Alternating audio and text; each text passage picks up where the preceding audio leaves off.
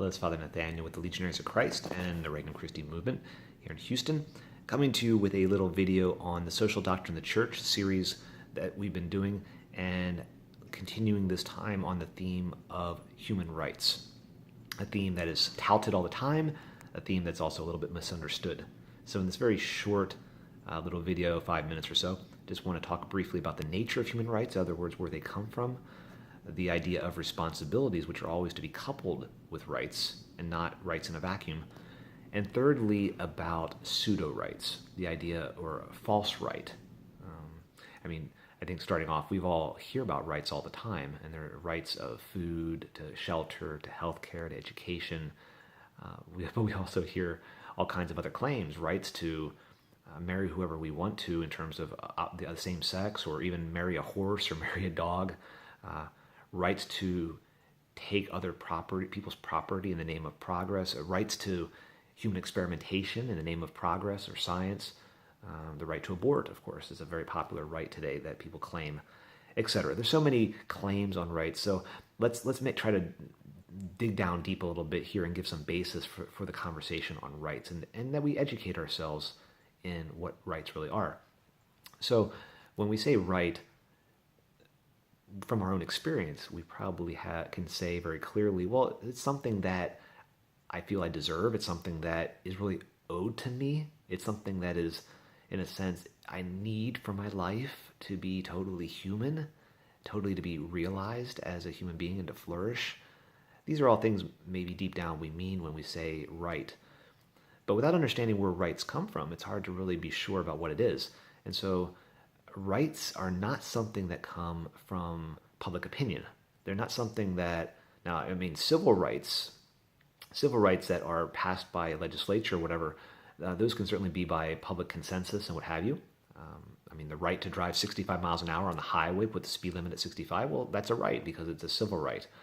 But when it comes to human behavior at its most essential levels and how we behave and what we're going as human beings, those things are conditioned by what we call human nature, and that's hence where we get the idea of natural rights.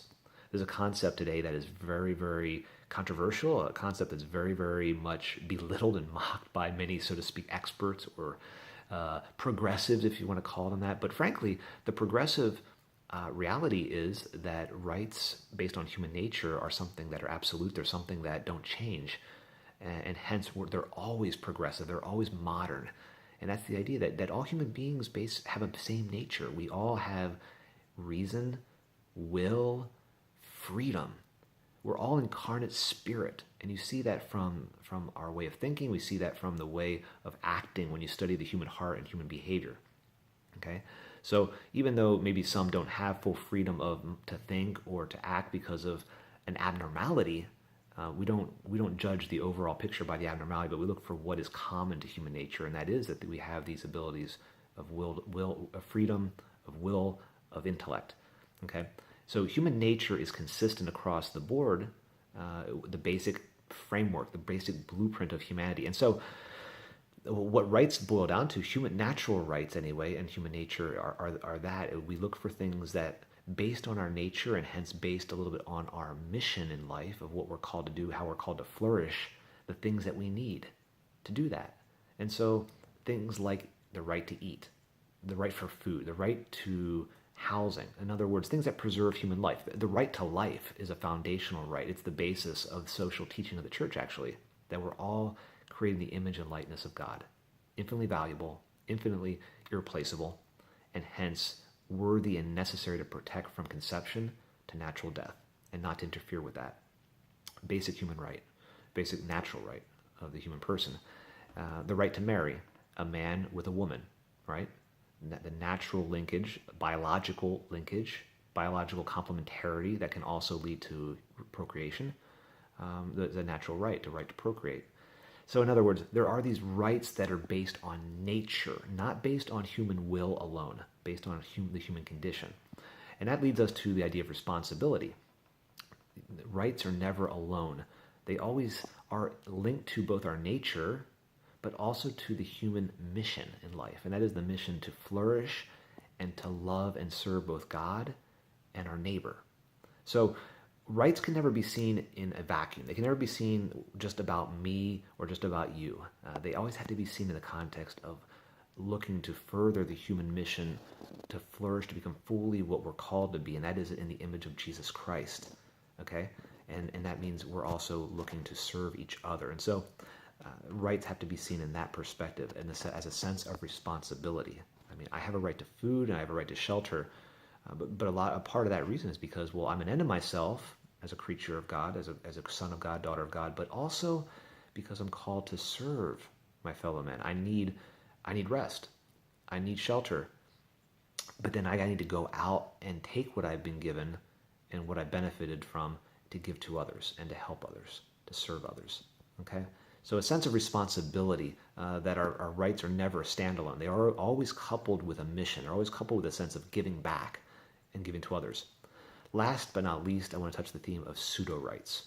As I said in the beginning, our society today claims across the board all these supposed rights out there. And, our society, our generation is certainly at the forefront of that.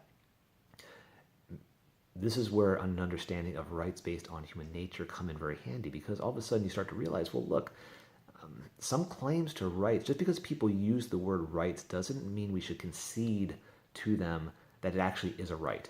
Because sometimes it's blatantly false and it's a mask for what is actually licensed, what is actually doing something or claiming something that's bad for humanity, bad for a person, bad for our society. And as soon as you start creating this enshrinement of supposed rights that actually aren't rights, create a lot of confusion. So again, the confusion that the idea of marriage is between same-sex or multiple people, or with a dog or a horse or some inanimate object. I mean, that false right creates a whole social confusion about the idea of what marriage is as an institution. And so you see with the detriment to that, right? The idea of right to abortion contradicts the right to life that is foundational. There's no such thing as a right to abortion. It's a false right. To euthanasia. No one has a right to kill themselves. False right. So these are some ideas, brothers and sisters, but based on the example and love of Jesus. So may we uphold the beauty of rights. God bless you.